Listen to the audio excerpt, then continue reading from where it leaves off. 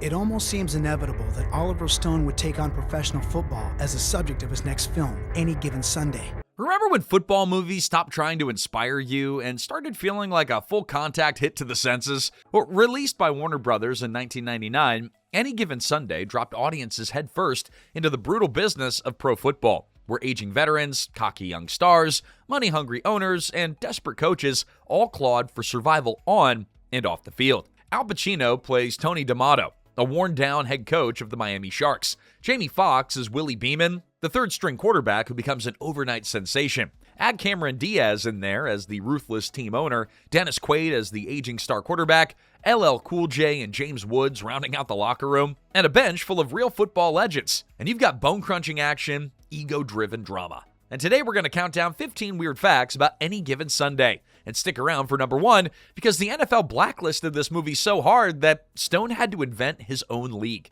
But before we kick off, do us a favor and hit like and subscribe. It helps YouTube show this to more movie fans like you. All right, grab your playbook, tape up them ankles, and let's hit the field. Number 15, the Foxx LL Cool J locker room feud got real enough for the cops. Now, a lot of actors get a little too real into a role, but Any Given Sunday chugged an energy drink and drove the whole idea into a wall. On screen, quarterback Willie Beamen and running back Julian Washington can't stand each other. Dueling egos, a splintering locker room, the usual sports movie friction. Except some of that friction, it wasn't acting. The two had been needling each other off camera for days. And during a heated scene, LL Cool J kept leaning hard into the physical side of it. Smacking Fox's helmet take after take, Foxx warned him to knock it off, and LL waved it away as just acting. So the next take, well, Foxx turned around and punched him in the face. That's where Beamen and Washington stopped being the ones fighting. Now it was Foxx and LL. Now, accounts differ on how bad it got. Everyone agrees that Fox's punch busted LL's lip, and real shots landed after that. Co-star Bill Bellamy, who's told the story more times than anyone, swears that LL knocked Foxx out cold. Foxx flatly denies it, saying that they were hitting each other and that he kept his helmet on the entire time. Nobody passed out. The next day, LL reportedly flew in a small army from New York to guard his trailer, while Foxx himself showed up with a handful of guys. Either way, it was enough that the Miami-Dade police got called, though no charges came of it. And production stayed frozen until the perfect man for the job stepped in, the Jim Brown, who sat them both down and squashed it like the elder statesman of every locker room ever. Number 14, before Pacino, Tony D'Amato almost belonged to 3 other legends. It's impossible to picture anyone but Al Pacino delivering the inches speech. At this point, it's basically required viewing for anyone who's ever played a competitive sport. But Pacino wasn't Oliver Stone's only option for Tony D'Amato. Before he signed on, the role circled a few Hollywood heavyweights. Robert De Niro was right there. Bobby wanted the part, but his asking price blew way past what the budget could cover, so it never happened. Warner Brothers also had eyes on Clint Eastwood, except Eastwood wanted to direct the thing himself, and the studio wasn't going down that road. Bruce Willis also got tossed around too before the music stopped. Half the fun is imagining it. Eastwood would have coached D'Amato as that low, gravelly, slow burn. De Niro, probably like a simmering pressure cooker with the lid rattling, but Pacino, he came in like a Category 5. Every locker room speech was a declaration of war. Every press conference was one bad question from turning into a crime scene. And it fit because D'Amato is a man watching the game, the league, and maybe the whole world move on without him. And Pacino played him as equal parts passion, exhaustion, stubbornness, and barely leashed rage. Number 13, Willie Beamen could actually throw because Jamie Foxx always could. Now, Hollywood loves casting actors as athletes, and then they hide the fact that they throw like they've never held a football. But Jamie Foxx, he never had that problem. Long before the Oscar and the A-list, Foxx, born Eric Marlin Bishop, was the real thing. He was a starting quarterback for the Terrell Tigers back home in Terrell, Texas. And he was the first player in the run-heavy school history to throw for more than 1,000 yards in a season. Like every Texas kid, he dreamed of running out of the tunnel for the Cowboys. And when the NFL didn't pan out for him, he traded the stadium for the stage, riding a music scholarship into comedy and a little sketch show called In Living Color. So when Stone needed someone who could stand under center in front of 80,000 screaming fans and actually looked like he belonged, well, Foxx had a head start that nobody else could fake. He knew the rhythm of it, reading a defense, running a huddle, handling the pressure. The second he started throwing the awkward mechanics and cutaway camera tricks that prop up most movie quarterbacks, it was simply unnecessary. He put a real spiral on it. He could throw a tight spiral. Stone thought that he was casting a believable quarterback, and what he got was a future Oscar winner who genuinely knew how to play one. Number 12, a real Hall of Famer walked in and took Michael Clark Duncan's role. Imagine showing up for a part, finding your character's name already taped above your locker, prepping for the part, and then losing to a Hall of Fame linebacker. Yeah, that's basically what happened to the big boy in Michael Clark Duncan. Before the Green Mile made him a star, Duncan was lined up to play Luther Shark LeVay, the battered heart of the Miami Sharks defense. Far enough along that Shark's name was already hanging over his locker. The problem was that Stone didn't run casting like normal Hollywood casting. He ran it like an NFL combine, dragging actors and athletes through real football drills and telling everyone flat out that nobody's spot was safe. Then, the Lawrence Taylor showed up, maybe the best defensive player, or at least most fearsome defensive player of all time. He was reportedly fresh off a rough stretch in his personal life, but Stone didn't really care. The math was just too obvious. Why hire an actor to play a Lawrence Taylor-style linebacker when the actual Lawrence Taylor is standing right there? Once Stone saw him on the field, it was over. Taylor got the role, and Duncan got sent home. But before you feel too bad for the big fella, the Green Mile landed that same year, and Duncan, he scored an Oscar nomination. And his career took off anyway. Sometimes losing the job, it's the best thing that happens to you.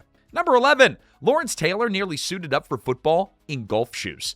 Now, as the legend goes, the crew lined up on a goal line play, glanced down right before the take, and found Shark LeVay terrifying from the ankles up. Jersey, pads, helmet, and still wearing his golf shoes?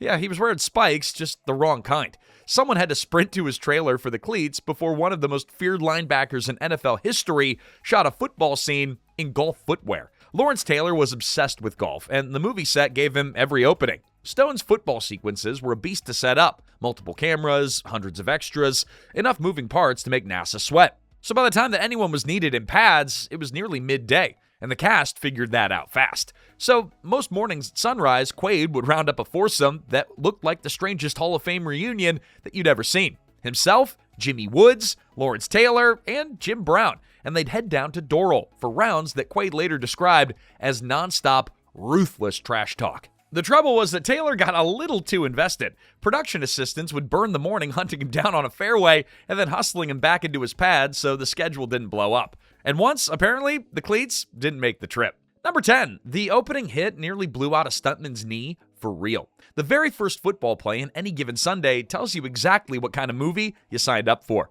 This isn't the underdog with inspirational strings kind of football film. Within minutes, veteran quarterback Cap Rooney gets absolutely flattened. And that hit was nearly as dangerous off camera as it looks on it. Stone wanted football that felt real, not movie real. So football coordinator Alan Graf, who also ran second unit and the stunts, packed the production with former NFL and Arena League players and turned them loose to hit at full speed. This is why the game footage feels more violent than just about any football before it. It was realism, although realism comes with a bill. In the opening sequence, Rooney gets swarmed and slammed to the turf, and the man taking that punishment, that wasn't Dennis Quaid. It was his stunt double. Per assistant football coordinator Mark Robert Ellis, the collision came within a hair of tearing the guy's ACL. That's surgery, months of rehab, and a whole year, basically, for a working stuntman.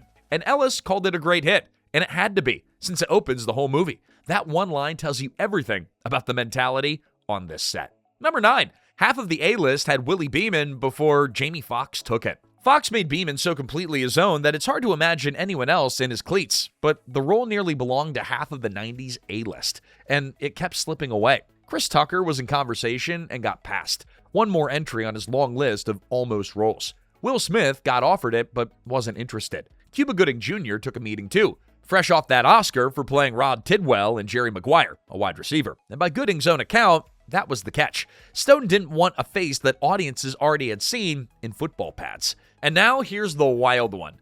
Diddy, that's right, Sean Combs. He didn't just get considered, he actually got the part. For a stretch, Willie Beamen was going to be Puff Daddy. He committed, he started quarterback training, and then the official story for his exit was a scheduling clash with his music career. The reality had two sides. One, the football people ran him through drills, and he couldn't make the throws look anything like a pro's. And two, he reportedly showed up with a massive entourage and an ego to match. And Pacino was so turned off that he essentially gave Stone an ultimatum. It's him or me.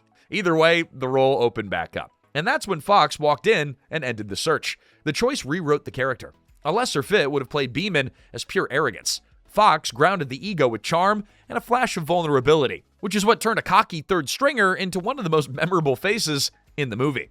Number 8, they took a power saw to a real Suburban and cut it in half. Now, most movies would hand a moment like this to a special effects team and 6 months of animated sparks. But Any Given Sunday just hands a power saw to Lawrence Taylor. Subtlety was never really the point. It happens at the peak of Willie Beamen's ego trip, when the veterans have finally had it with his act. Shark LaVey most of all. So Shark, he sends a message, and it's an expensive one. During a house party, he takes the saw to Beamen's Chevy Suburban and carves it clean in half. And the destruction, it's not random. Shark's not mad about football. He's mad about respect. Beamen's gotten so wrapped up in himself that he'd forgotten the offense needs the defense, and vice versa.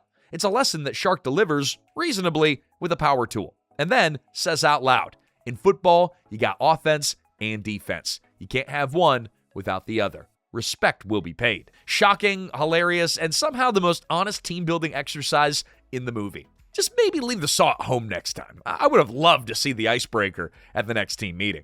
All right, guys, time out. If you're enjoying this countdown, take a second to hit that like button and subscribe to Remember When. And if you've been singing Willie Beeman's theme song since the video started, don't worry, you're among friends and some family too. And drop us a comment, what's your favorite scene from this movie? All right, now that the halftime performance is over, time to get back into the game. Number 7, Stone didn't cast the party scenes. He just invited Miami. If any party scenes in Any Given Sunday feel a little too authentic, that's because half the people in them aren't acting. They were just being Miami. To capture the flashy, chaotic world of pro athlete excess, Stone skipped leaning on the usual background actor agencies. Instead, his casting scout spent months working nightclubs across South Florida, inviting models, club regulars, and, by Stone's own admission, the best-looking people in the city. The pitch was a little slippery. A lot of the women were told that they were coming to a party for Oliver Stone, which was technically true, but nobody mentioned the cameras, the call sheet, or multiple takes. There even was a second motive. With the shoot dragging on for grueling months,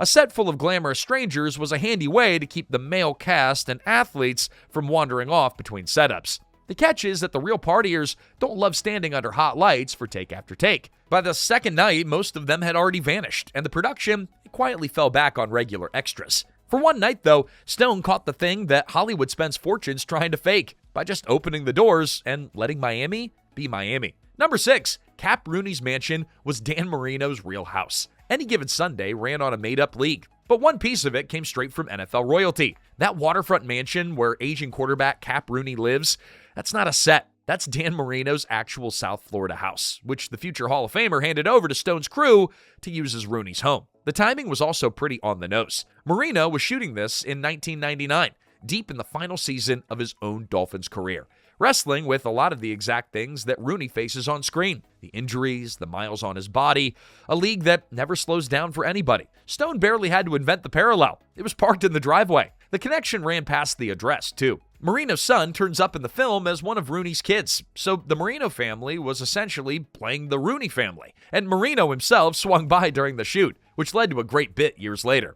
when Quaid admitted on the Rich Eisen show that he walked off with one of Dan's footballs. Hopefully, it found its way home. But Marino wasn't the only NFL name who pitched in either. Jim Brown and Lawrence Taylor took real roles, and Emmitt Smith and T.O. Terrell Owens, they dropped in for cameos. Number 5, the first version of the movie was practically a miniseries. If you think Any Given Sunday runs long now, picture the version that Stone first turned in. The theatrical cut is a hefty 162 minutes. His original assembly reportedly ran about 5.5 hours. That's not a movie, that's a whole football season. Now, nobody who knows Stone is shocked. The man has never been accused of having too few ideas, and when production wrapped, he was sitting on mountains of footage and more football than any theater would ever sit still for. So the trimming began, and entire threads vanished. The biggest casualty was Jim Caviezel, fresh off the Thin Red Line, who was cast as D'Amato's estranged son, who filmed an emotional father-son arc that got cut from both the theatrical version and then later the director's cut. It only survives as a deleted scene on the DVD. Tom Sizemore shot a role that disappeared that same way. The strangest part, though, comes later. When Stone put out his director's cut, fans assumed that it would be longer, the way that director's cuts usually go. But instead, he only added about 6 minutes and pulled roughly 12, reportedly including the drunken barroom speech from the trailer. It landed at 156 minutes. Only Stone could release a director's cut that comes out shorter. Somewhere in a vault sits a version even bigger and messier than the one we got. It's practically an entire franchise. Number 4, the Inches speech. It hits because it doesn't sound like one. Now look, even if you've never seen Any Given Sunday, you've heard that Inch's speech. A quarter century later, and people, myself even, still quote it. It lands because it doesn't sound like a movie speech. It sounds like a guy who's really lived through some things. So when D'Amato walks into that locker room, he's not a fearless superhero coach with a perfect pep talk loaded up. He's wrung out, his team's coming apart, his career's hanging by a thread, and he looks like he hasn't slept in a month. The speech opens almost uncomfortably quiet. A tired man admitting that he's getting old and making mistakes. It's more of a confession than a rally.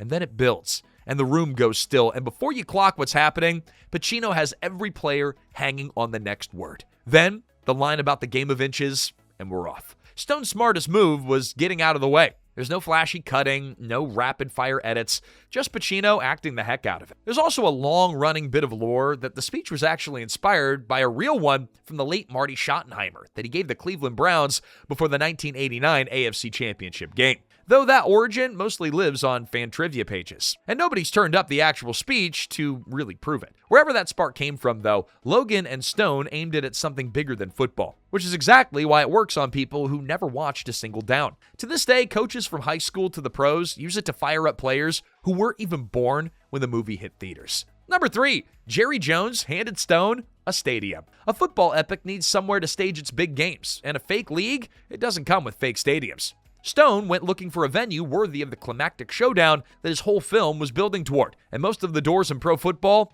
they stayed shut. But then one swung wide open. Of course, Cowboys owner Jerry Jones, the man who built a whole career on ignoring the league office, handed Stone the keys to Texas Stadium, one of the most recognizable football venues in the country. This wasn't a quick background shot either. Texas Stadium became the home of the fictional Dallas Knights and the setting for the climactic game, the showdown that the entire film is built toward. Without it, the finale, it doesn't exist at the scale that Stone wanted. The crew even hung the Miami Sharks logo in the visitors' locker room and had the cast and director sign it. And years later, when Texas Stadium was demolished, the signed logo got moved over to the Cowboys' new home. But Jones wasn't the only owner who opened a door either.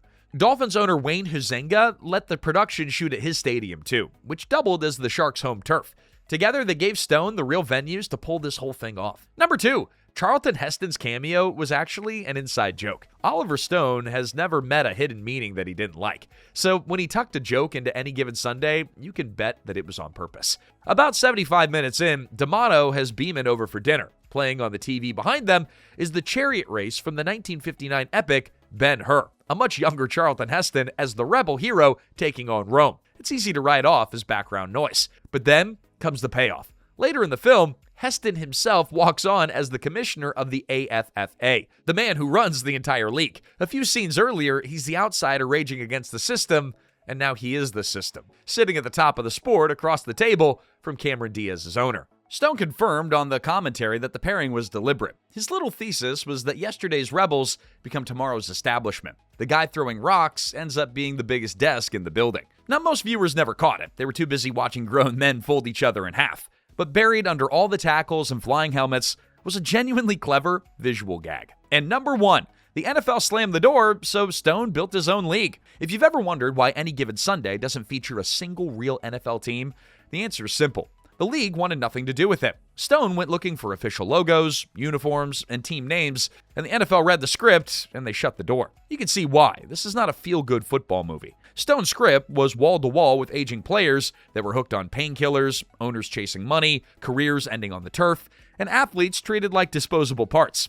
The league reportedly fired off a memo that urged teams not to cooperate, objecting that the film didn't portray its players, owners, or personnel in a flattering light, which is a polite way of saying that everyone would come off looking awful. Stone later said that even after the movie opened, the NFL kept freezing it out, leaning on the sports media world to give it the silent treatment. He compared the whole fight to going up against the Pentagon. So he stopped asking and just built his own league. Out came the AFFA and the team at its center, the Miami Sharks. The refusal may have quietly improved the movie too.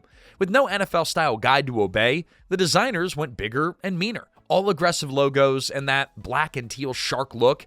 Yeah, football cranked it up past real. Now, people who haven't watched it in years still picture those uniforms. The league spent months distancing itself from Any Given Sunday, and they ended up midwifing one of the most iconic, albeit fake, franchises ever put on film. It's like the league just fell in their own end zone. call it a safety. There you have it, everybody. 15 weird and wild facts about Any Given Sunday. Which one hit you the hardest? Let me know in the comments, hit subscribe, and share this with a friend who still quotes the Inches speech. Until next time, inch by inch, play by play, until we're finished. This is Remember When.